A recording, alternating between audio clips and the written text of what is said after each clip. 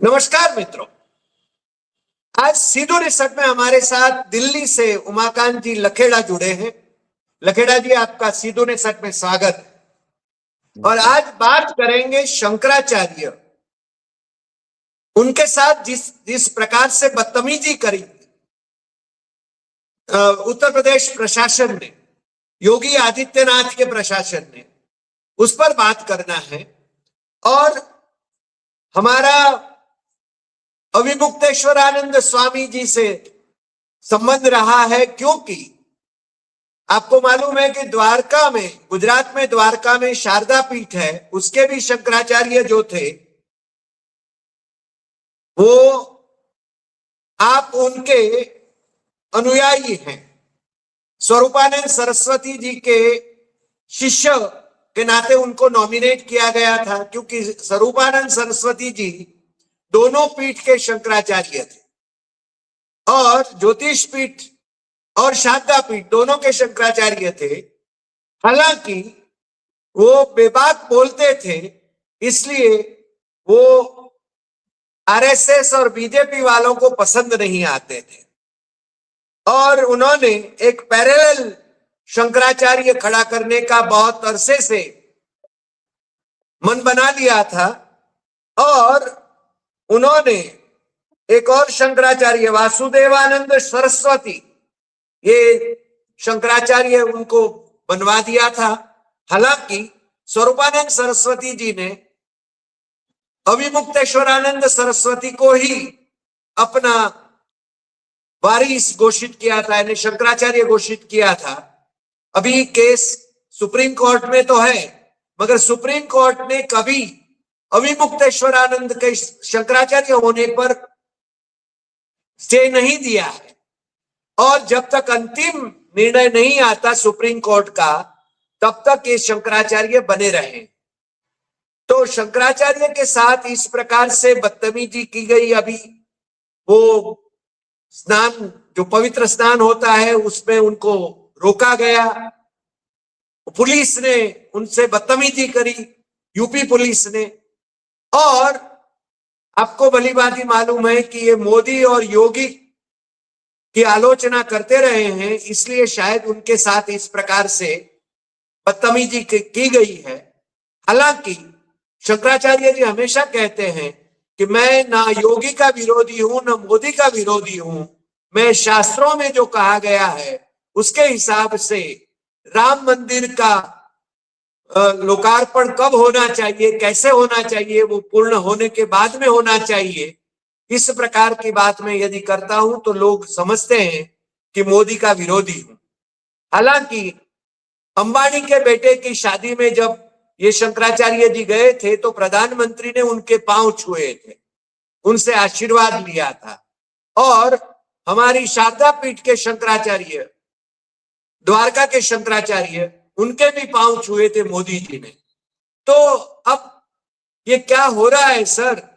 धर्म के अनुयायी लोग, धर्म के, सनातन धर्म के सर्वोच्च पद पर जो शंकराचार्य बैठते हैं, चार पीठों के शंकराचार्य, उनके साथ इस प्रकार से बदतमीजी की जाएगी तो ये सनातन धर्म का क्या होगा, ये हमें चिंता का विषय है। तो आज आप इस पर हमारे साथ चर्चा में शामिल हो, ये अनुरोध है। और आपका फिर से एक बार सीधू ने सच में स्वागत है। लखेड़ा। बहुत बहुत शुक्रिया देसाई साहब, आपको धन्यवाद। और सबसे बड़ी बात यह है कि ये जो अभिमुक्तेश्वरानंद जी को जो रोका गया स्नान करने से 2 दिन पहले, वो ऐसा लग रहा है कि पूरी तरह प्लान करके किया गया, पूरी योजना बना करके किया गया, ऑल ऑफ सडन नहीं किया गया। और योजना बना करके उनको अपमानित करने का काम किया गया उत्तर प्रदेश सरकार के द्वारा। और चूंकि वो जो स्वामी अभिमुक्तेश्वरानंद जी सरस्वती हैं, वो आलोचक रहे हैं इनके कामकाज के तरीके के। वो योगी के भी को भी पब्लिकली आलोचना करते हैं जब उनको लगता है कि ये गलत हो रहा है, और मोदी प्रधानमंत्री जो मोदी हैं उनके भी काम की आलोचना करते हैं और वो अपनी आलोचना को छिपाते नहीं है, पब्लिकली बोलते हैं। और ये जी, बड़ी बात है कि पब्लिकली बोलना, बिना डरे हुए अपनी बात बोलना, ये इससे ये लोग जो है काफ़ी परेशान रहते हैं। और मोदी जी ने जब प्राण प्रतिष्ठा अयोध्या की जो हुई, मतभेद पब्लिकली तब आए। पहले तो मतभेद वैचारिक तो रहते थे, होना ही चाहिए वैचारिक मतभेद समय-समय पे। लेकिन जो गंभीर स्थिति पैदा हुई जब इन्होंने 2024 के चुनाव के पहले प्राण प्रतिष्ठा का कार्यक्रम किया अयोध्या में और उसको एक किस्म से राजनीति का मेला बनाया और उसमें इन शंकराचार्यों में से किसी को नहीं बुलाया। तो धर्म के काम में राजनीतिक लोगों को आप सर्वे सर्वा बनाएँगे और जो शंकराचार्य हैं जिनकी वहाँ मौजूदगी रहनी चाहिए उनको बुलाए नहीं। तो धर्म का काम राजनीतिक नेता कर रहे हैं।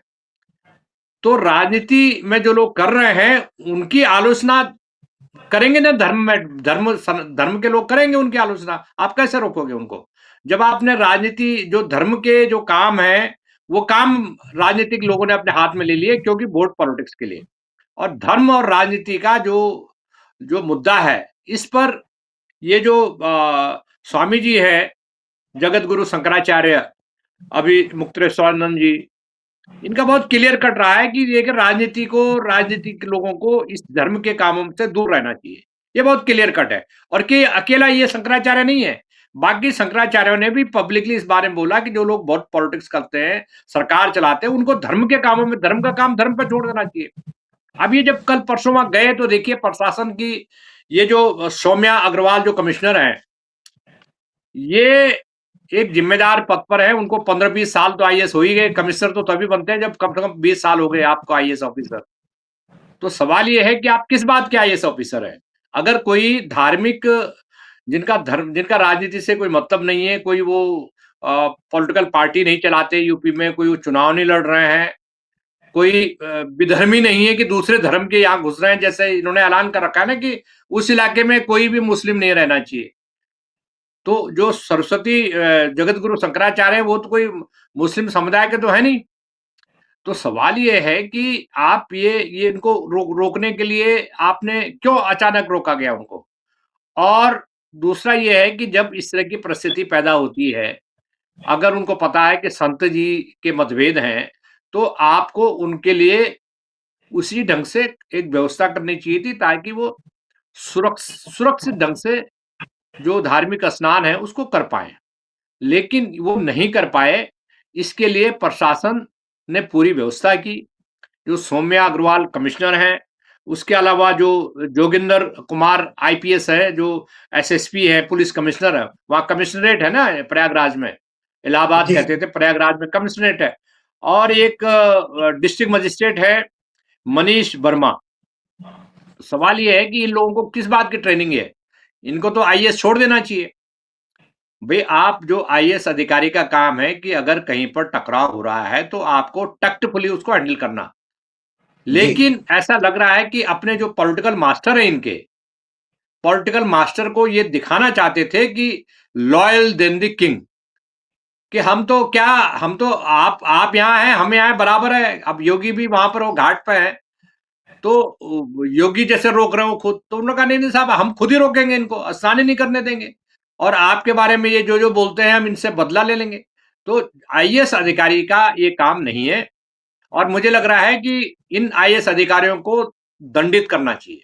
इनके खिलाफ इंक्वायरी होनी चाहिए, चाहे वो सौम्या अग्रवाल हो जो कमिश्नर है, चाहे वो जोगिंदर कुमार जो आईपीएस एसएसपी है प्रयागराज के, और मनीष वर्मा, इन तीनों के खिलाफ एक्शन होना चाहिए क्योंकि ये तीनों जिम्मेदार हैं। ये चाहते तो बिना किसी टकराव के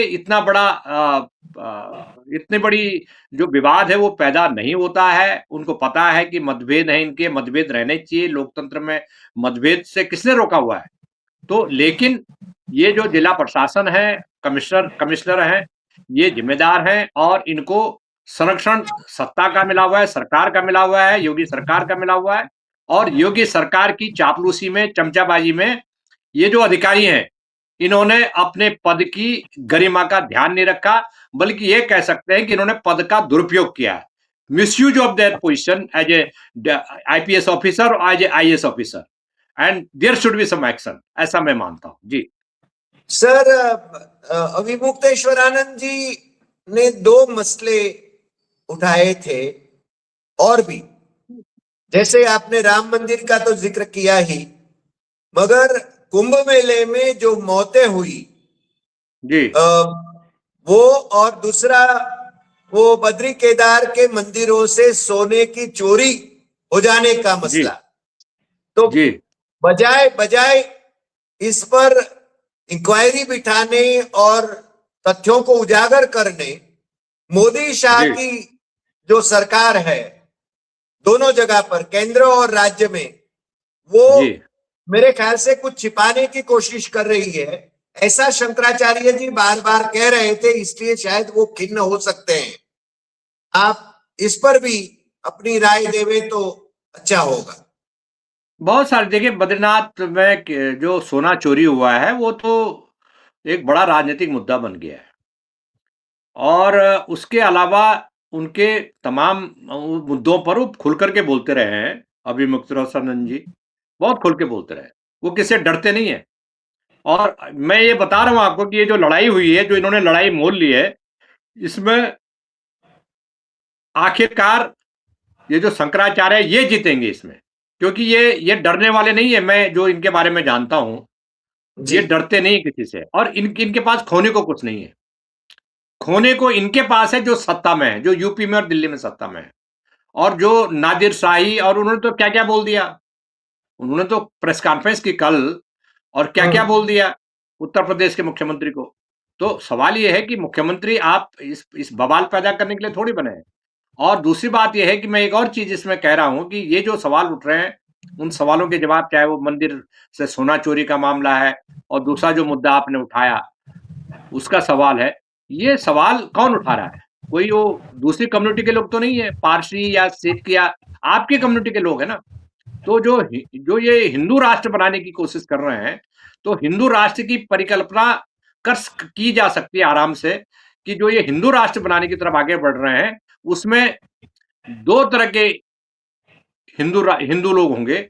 एक तो वो हिंदू होंगे जो हिटलर शाही करेंगे, जो नादिर शाही करेंगे, जो औरंगजेब की तरह एक्शन करेंगे, और एक वो हिंदू होंगे जो गरीब होंगे, बेबस होंगे, लाचार होंगे, जिनके पास हथियार नहीं होंगे, और पिटाई करने के लिए वो तैयार रहना उनको होगा, क्योंकि गरीब है, उनका कोई पहुंच नहीं है, उनके पास कोई सत्ता नहीं है। तो आप ऐसा हिंदू राष्ट्र बना रहे हैं, उस हिंदू राष्ट्र का ये ट्रेलर है।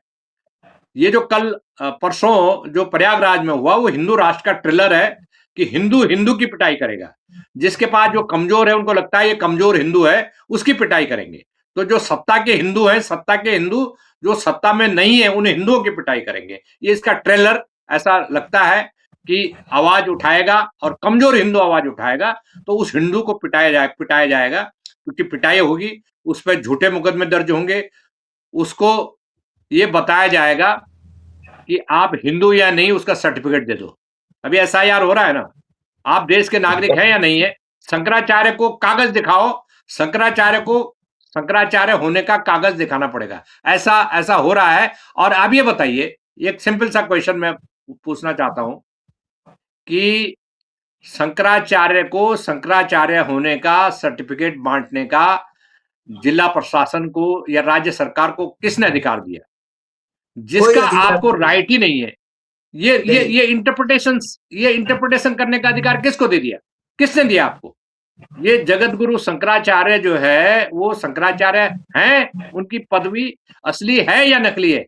ये एक्रेडिटेशन क्या उत्तर प्रदेश सरकार करेगी, या भारत सरकार प्रधानमंत्री का कार्यालय का एक्रेडिटेशन कर रहा? तो आप और हम भी शंकराचार्य के लिए अप्लाई कर देते हैं, हम भी एक्रेडिटेशन ले लेंगे उनसे कि आप एक सर्टिफिकेट दे दीजिए, आप शंकराचार्य का आप पदवी बांट रहे हैं। तो इससे मुझे लगता है, इससे बड़ी मूर्खता और इससे बड़ी निर्लज्जता, मैं कहूंगा इसको, बहुत घटियापन है ये, और ये माहौल बिगाड़ने के लिए ये जिम्मेदार है। इसके लिए ये जो सनातन धर्म और हिंदू राष्ट्र की बातें कर रहे हैं, उसका ये नमूना देख लिया पब्लिक ने, और मुझे लग रहा है पब्लिक अब इनसे पता लग गया है कि ये किस तरह का हिंदू राष्ट्र बनाना चाहते हैं। यही मैं कहना चाहता हूँ जी। धन्यवाद सर, आपने हिंदू राष्ट्र का जिक्र किया, तो आरएसएस के मुखिया जो हैं डॉक्टर मोहन भागवत, वो आए दिन हिंदू राष्ट्र का आलाप जपते हैं। कभी कहते हैं भारत तो हिंदू राष्ट्र है, कभी कहते हैं भारत 30 साल में हिंदू राष्ट्र बन जाएगा। यानी इस प्रकार के निवेदन करके कंफ्यूजन क्रिएट करना चाहते हैं। मगर मैं आज आपके साथ जब हम चर्चा में हैं, मैं डॉक्टर आंबेडकर और सरदार वल्लभ भाई पटेल दोनों के कोट देता हूं। सरदार वल्लभ भाई पटेल हमेशा कहते थे कि हिंदू राष्ट्र पागलों का ख्याल है, ये देश हिंदुओं का है, मुसलमानों का है, ख्रिस्तियों का है, जैनियों का है, सिखों का है, इस देश में रहने वाले सभी का है। ये सरदार पटेल का एक ख्याल था कि हिंदू राष्ट्र का ख्याल पागलों का ख्याल है। कोई मुझे नकार दे, क्योंकि मैं सरदार पटेल रिसर्च इंस्टीट्यूट का एमफिल और पीएचडी प्रोग्राम चलाने वाली इंस्टीट्यूट का डायरेक्टर रहा और प्रोफेसर रहा हूं, तो मैं अधिकृत रूप से सरदार साहब का एक कोट देता हूं। और डॉक्टर अंबेडकर ने भी, जो कि हमारे संविधान के रचयिता हैं, जो संविधान सभा में पारित हुआ, तो डॉक्टर साहब ने जिस मेहनत से उसको तैयार किया, वो हमेशा ये कहते थे कि हिंदू राष्ट्र या हिंदू राज से हमें कैसे भी लड़ना होगा, यानी वो हमें लड़ना ही होगा। तो ये लोग आरएसएस और बीजेपी वाले शंकराचार्यों को यदि इस प्रकार से अपने जूती समझते हो, तो मेरे ख्याल से सनातन धर्म का सदैव अपमान है। और ये ऐसे हिंदू राष्ट्र हमें सनातनियों को नहीं चाहिए, हमें ऐसा हिंदू राष्ट्र नहीं चाहिए। और आपने ठीक ही कहा कि ये अधिकार कोई योगी सरकार को नहीं दिया है या मोदी सरकार को नहीं दिया है। अभिमुक्तेश्वरानंद जी ने तो यहां तक कहा कि राष्ट्रपति भी ये नहीं तय कर सकते हैं कि शंकराचार्य कौन है। वो तो स्वरूपानंद सरस्वती जी ने नॉमिनेट किया था उनको, अपने अनुगामी कौन बनेंगे वो शंकराचार्य नॉमिनेट करते हैं। आरएसएस में वो परंपरा है सर संचालक नॉमिनेट करता है, वहां इलेक्शन नहीं है। तो ये कैसे कैसे शंकराचार्य को चैलेंज कर रहे हैं। तो इसलिए मेरे ख्याल से आप भी मेरे साथ सहमत होंगे कि हिंदू राष्ट्र की जो विभावना सरदार पटेल ने और डॉक्टर आंबेडकर ने हमारे सामने प्रस्तुत करी है, उससे हम सब लोगों को सहमत होना होगा। सर बिल्कुल, देखिए आपको मैं बता दूं डॉक्टर साहब की जो आर्टिकल 25 है, आर्टिकल 25 भारत के संविधान को, उसको पढ़ के देखें।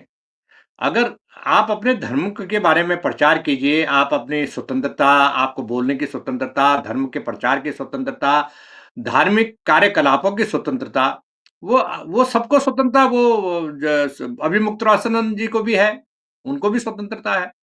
तो आपको पता था, इसीलिए मैंने कहा कि ये प्री प्लान ढंग से किया गया, अपमानित करने का, कि जो मोदी और योगी की आलोचना करेगा उसको सबक सिखाया जाएगा। और सबक सिखाने के लिए उनके चमचा और चमची मौजूद हैं, सबक सिखाने के लिए लोग मौजूद हैं, चमचा चमची जो क्योंकि नंबर कमाना है उनको कि अच्छा योगी जी को किया। भाई ये हमेशा थोड़ी पावर में रहेंगे। आज से 10 साल पहले किसी को पता था ये पावर में आएंगे, और 10 साल बाद इनका पता नहीं चलेगा किसी का, इतना पब्लिक इनके खिलाफ है। तो मेरा ये कहना है कि देखिए, ये संविधान, आपने कहा ना कि संविधान की आपने उदाहरण दिया कि उन्होंने ये संविधान में कहा था, और ये अम्बेडकर जी का विचार है, ये पटेल साहब का विचार है, सरदार पटेल जी का। सरदार पटेल जी से इनका क्या लेना देना? सरदार पटेल जी ने तो आरएसएस और इनको बैन कर दिया था। ये तो किताबों में है ना, ये तो कोई आप और मैं थोड़ी कह रहे हैं, ये तो किताबों में है। अब क्योंकि इनके पास कुछ दिखाने को है नहीं, तो ये सरदार पटेल का ढोंग रच है, पाखंड रच है, और इनको कोई लेना देना नहीं। ये किताब निकाल के प्रूफ कर दें कहीं पर भी कि सरदार पटेल ने हिंदुत्व की बात की थी। हिंदुत्व कौन सा? वोट मांगने का हिंदुत्व, घृणा नफरत का हिंदुत्व, इनका तो वो है ना, नफरत फैलाओ, घृणा फैलाओ, जो आपके खिलाफ बोले उसका पीछा करो, उसका विचंटिंग करो, प्रदर्शन मत होने दो। और अगर आपसे सहमत नहीं है, आपसे सहमत नहीं है, अभिमुक्तानंद जी अगर इनसे सहमत नहीं है या इनसे असहमत है, तो अभिमुक्तानंद जी जो है, जो जगत गुरु शंकराचार्य है, वो इनके दुश्मन है। तो जो सहमत नहीं है वो दुश्मन है। तो ये राजनीति, ये जो कर रहा है, ये जिम्मेदार है इसके लिए। धर्म को इन्होंने, धार्मिक जो सांप्रदायिकता है, लोगों के मन में जहर घोल करके उसको वोट की राजनीति के लिए इस्तेमाल कर रहे हैं। ये सब जाहिर है, इनके बारे में तो सारी दुनिया छाप चुकी है। Washington post, New York times cover story कर चुका है 4-4 6-6 कॉलम की। तो जो मोहन भागवत का आपने नाम लिया, वो उनकी यहाँ जो मशीन रखी है मोहन भागवत की, वो तो घृणा और नफ़रत की मशीन है, फैक्ट्री है उनके पास। तो वो ये लोग कहते हैं बीच-बीच में ये थोड़ा-थोड़ा बोलते हैं, वो एक प्री प्लान्ड होता है। ये उनके पिछलग्गू हैं, ये जो लोग बैठे हुए हैं उनके पिछलग्गू हैं, ये उनसे एक टस से मस नहीं हो सकते। ये कह रहे हैं कि हम सर्टिफ़िकेट बाँटेंगे, ये गलत है। ये बताइए कि कोई आरएसएस पे मुकदमा किया? आरएसएस इतना बड़ा तीन स त इतने इतनी बड़ी अट्टालिका बना दी करोल बाग में, आरएसएस का हेडक्वार्टर बन गया। वहाँ कई स मतलब 150 200 वहाँ बेडरूम है। 5 स्टार होटल भी उसके सामने सनमा जाएगा। वहाँ मंदिर तोड़े गए पार्किंग बनाने के लिए। कोई पूछने वाला है? कोई पूछने वाला है? ये आप ये धर्म की बात कर रहे हैं? कितने मंदिर तोड़े? बनारस में कितने मंदिर तोड़े? तो ये सारे अलग-अलग इश्यू हैं, ये अलग-अलग मुद्दे हैं, लेकिन हम कुल मिलाकर के अपने विषय को बात को मैं खत्म करता हूँ कि ये जो चीज़ें हो रही हैं, ये अधर्म की बातें हो रही हैं। आप सही बात। आपके पास कोई काम नहीं है? जो जो उत्तर प्रदेश की जो प्रयागराज के जो पुलिस कमिश्नर हैं सौम्या अग्रवाल, इनके पास कोई काम नहीं है और? इनके पास पूरा उत्तर प्रदेश की कानून व्यवस्था खत्म हो चुकी है। यहाँ नोएडा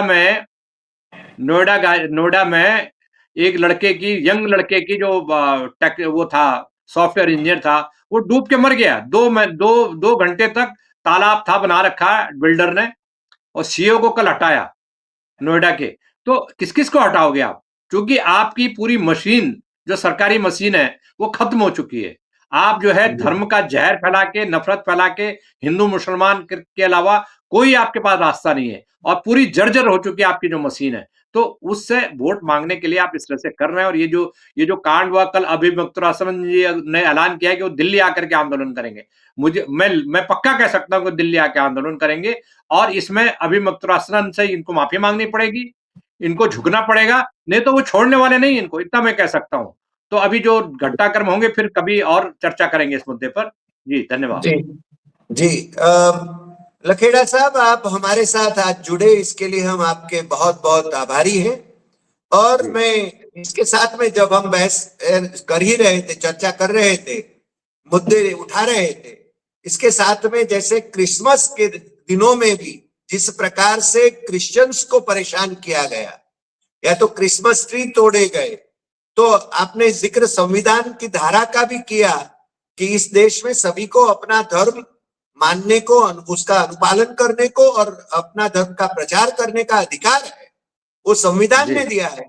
वो संविधान ही खत्म कर देना चाहते हैं और मनुस्मृति का संविधान यहाँ लागू करना चाहते हैं, मगर इस देश की जनता ये स्वीकार नहीं करेगी, इतना तो हमें निश्चित लग रहा है।